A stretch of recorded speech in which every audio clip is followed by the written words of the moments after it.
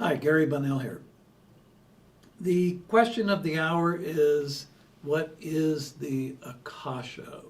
Akasha, Akashic Record.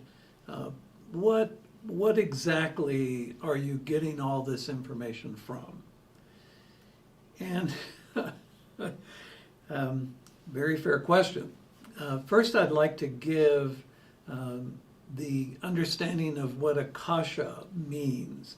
In the Vedantic Hinduism, it was a term used to basically state the whole basis of life, the essence of life on Earth. And the Akasha is the consciousness and the mind of the Earth Spirit Gaia and her vision of manifest reality. Within that consciousness are bands of energy, and each one of those bands represents a form of life. As a form of life might become extinct, that band is then absorbed into adjacent bands.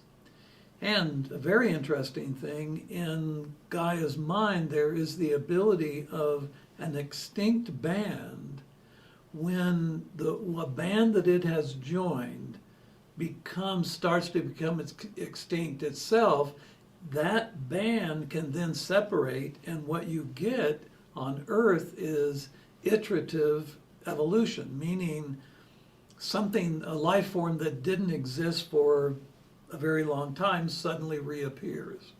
So there's a lot of interesting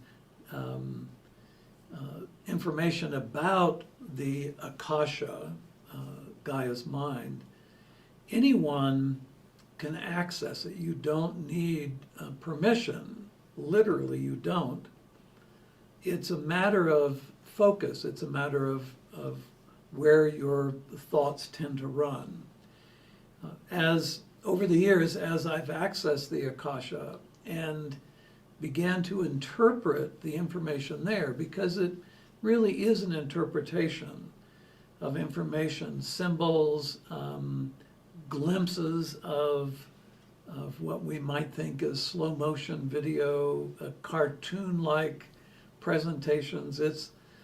It totally depends on how the life form put that information in the mind of Gaia. So it's been a real interesting journey learning how to interpret it. And I've gotten a few things wrong. I had to go back and revisit it and reinterpret it. And I think that's what's going on right now, is that people are accessing it. Their length of experience with it, it's not allowing them to go into the deeper aspects of the Akasha. One of the interesting things is that our technology is actually mimicking the Akasha. So you have a computer, you have a phone, you have these appliances that allow you to link up with the rest of awareness in the world. Your computer can link up with a remote computer in the Tibetan highlands through the internet. And that really is how the Akasha works. Again, you don't need somebody's permission to Google something, just like you wouldn't need anyone's permission to access a subject. Now, there are some exceptions. There are some records that you probably won't be able to access until after you've gained more experience with the Akasha. And the reason for that is that the information there is being blocked by the being who established that record. And one of them would be the life and times of Yeshua ben Yosef, Buddha. There are even some scholarly types like Confucius, Sir Isaac Newton, some of the world's geniuses that have tapped into universal mind. And that's very different than the Akasha.